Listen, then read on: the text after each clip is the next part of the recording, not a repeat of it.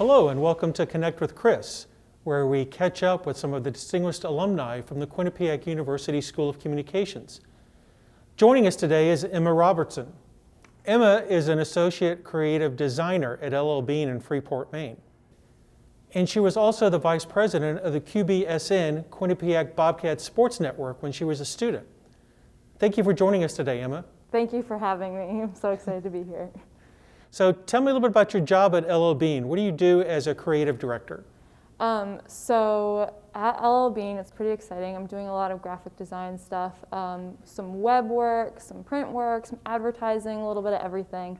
And you know, anything from site banners to emails, it's really all across the board, but it's a lot of fun.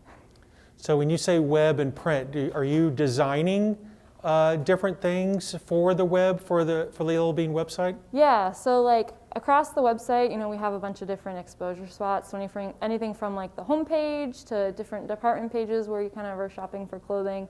And so a lot of those spots, we create like little banners and different modules. So that's really a lot of my web work, yeah. And advertising too can go out anything from like social media to, you know, the banner ads you see on the side of a web page on other websites, that kind of thing. So really a lot of everything. So what's your typical day like? What are you doing?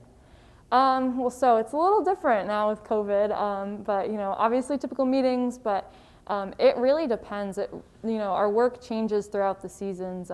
Right now I'm doing a lot of holiday work already, kind of started some of that holiday prep back in September. But again, it depends on the project, but it's a lot of like collaborating with, you know, writers and other designers, yeah, just a lot of kind of laying things out in a bunch of different, you know, Adobe programs, that kind of thing. So, yeah.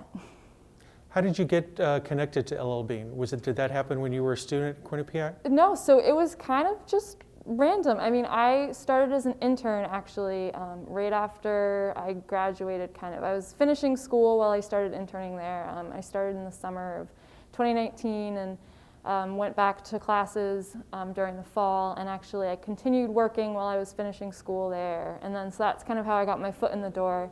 And then they kept me on totally throughout the fall and, you know, into the beginning of the winter and hired me full time. So that's kind of how I got started. So were you doing the same types of things as an intern that you're now doing full time, or how has that changed? Yep, so it was pretty much the same, and that was kind of what I liked about interning there was that they didn't really treat me any different than I felt they would treat another employee. So they really started me right off the bat with some pretty fun and, you know, in-depth projects. So it hasn't changed too much, but, you know, a little bit more. Workload is more, that kind of thing, but yeah. And how big is the creative department at LL Bean? How many other people are around you? I guess maybe not during the pandemic, but how many people do you work with? Right, so the creative department is actually huge. Like, I think it's not super huge, but it's at least 100 people probably. And wow. It spans, you know, it's more than just graphic designers. We have graphic designers and we have copywriters and we have kind of people who build websites and different programs, and there's project leaders and, you know, a lot of behind the scenes stuff that like production work and that kind of thing that you wouldn't think about being in a creative department, but actually is. So we've got a lot of us and it's a pretty fun group. So you mentioned you've already been working on some holiday stuff. How far ahead in advance are you planning or doing things before they hit the website or we might see them in a print ad or whatever? Yeah, it depends, I think, on the medium. So web stuff, we kind of start a little bit closer to launch date, but some of the print stuff has to start way far in advance because they have to go through printers. And I think we still put out catalogs, and those are way in advance. Like right now, currently, they're working on spring stuff. So like I said, it depends on the medium, but since most of my work is web, you know, it depends on the season too. With holiday, we really try to get ahead of the game. But it takes a lot. There's like probably a month or so for every project, at least, if not more. And again, it depends on the season because we're so busy right now. There's a lot of stuff going on, but there's more behind the scenes production work than you would think, and everything goes through QA, so we make sure there aren't any last minute typos or design errors, that kind of thing. But it does take a while before things go live, so it's kind of fun to know what's kind of coming through the woodworks, but it's pretty far in advance. So you mentioned the catalog. When the catalog comes in the mail at my house, it's kind of one of the highlights of the day. My wife and I are fighting over it. You're working on the catalog? No, I don't do any work on the catalog, which it's too bad. We actually have 2 design teams at Bean, so Okay. the team that I'm on is more of the brand side, and then there's another design team that does a lot of product stuff. So they do most of the product emails, the whole catalog, some of the site stuff that's focused really on product. So I'm not working on the catalog personally, but I still do a lot of fun stuff. Exposing the brand, getting the word out there. So yeah. Gotcha. How did you get first interested in doing design work like this? So it's goes way back. One of my first internships during college actually happened to be a design internship, even though I didn't have any experience. So I started that right after my freshman year, and I was working at Colby College in their communications department. So doing a lot of, college mailers, like brochures, posters, that sort of thing. And that's kind of how I got started, and I actually worked there for 2 summers. And it was a really great way for me to learn all the skills that I needed. And then it wasn't until after that experience that I actually declared a GID major here. So that's kind of how I got started before I even really dipped my toes into it from an educational perspective. But. All right, we're going to take a break on Connect with Chris, and we'll be back with more with Emma Robertson.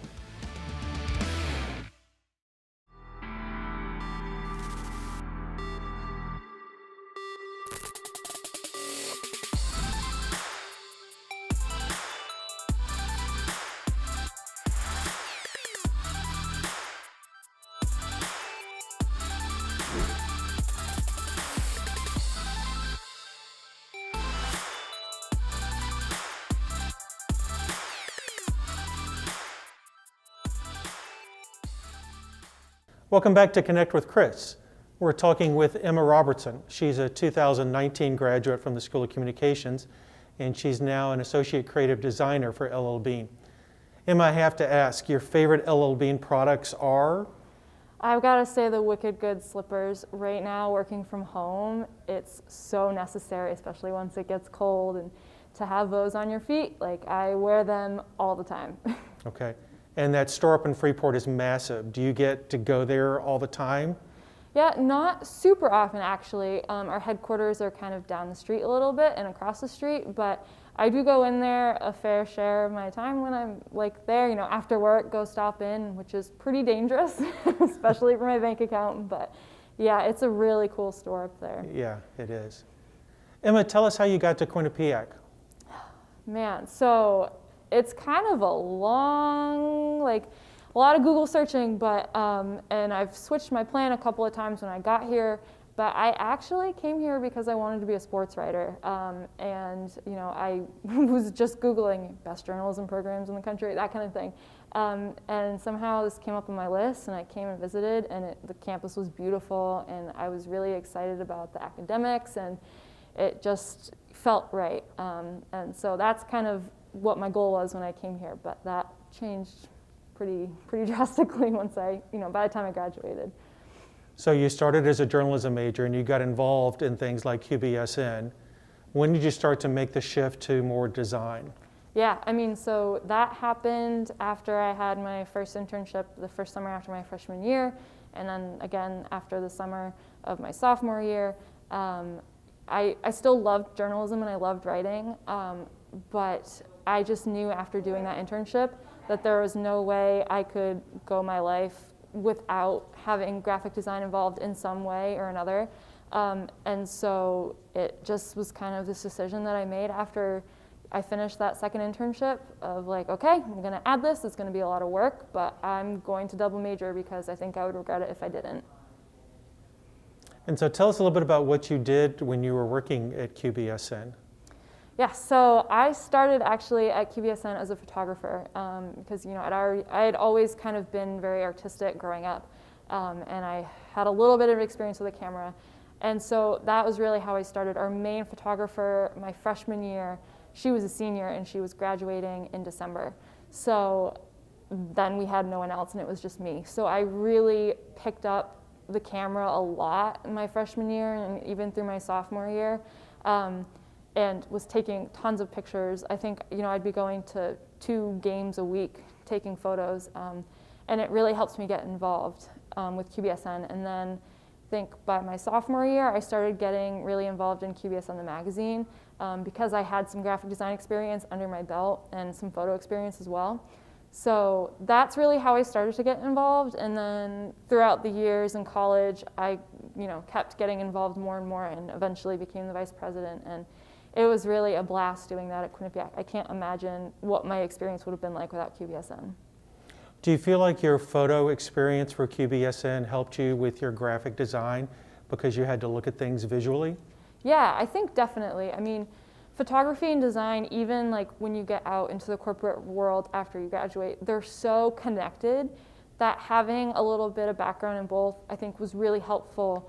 And having, an eye for design, knowing in your head kind of like where text was going to go if it was going over an image, that sort of thing, really helped me frame photos and just making sure that the photo would work in a specific layout that we had kind of planned coming up. So definitely having knowledge in photography helped my design, and I would say also having knowledge in design also helped my photography. So yeah, they work very interchangeably.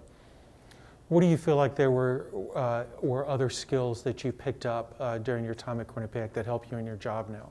I mean, leadership, 100%. That it was such a great place for me to kind of gain a little confidence in myself as a creative person, as just a leader in general. Definitely having knowledge about how to work with other people and lead other people has been super helpful. And I kind of just hinted at it. Collaboration too. I think people seem to think that like group projects go away once you leave college or once you leave your extracurriculars, but that is not the case. Like my whole life is a group project. My whole career is a group project.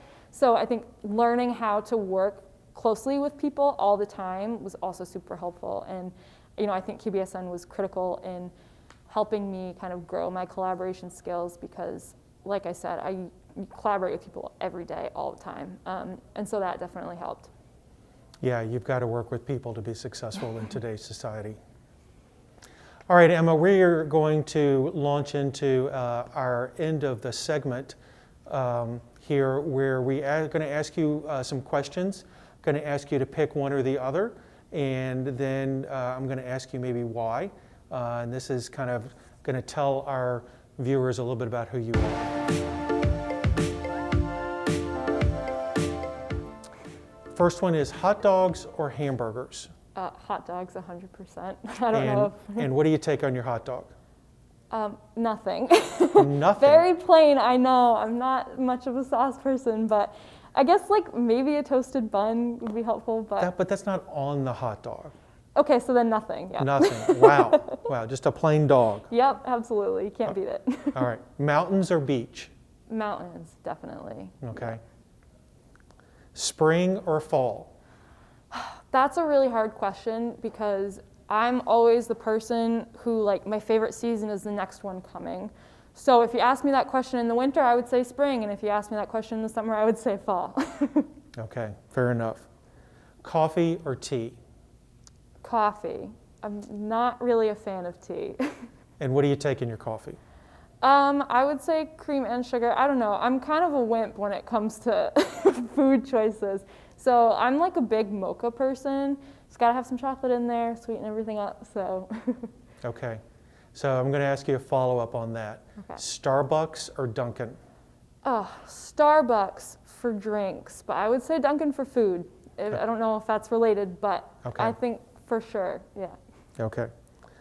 Chocolate or vanilla?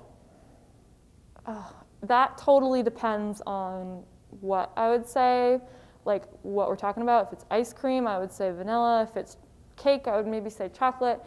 But I like a good mix of both. Okay. Mornings or night?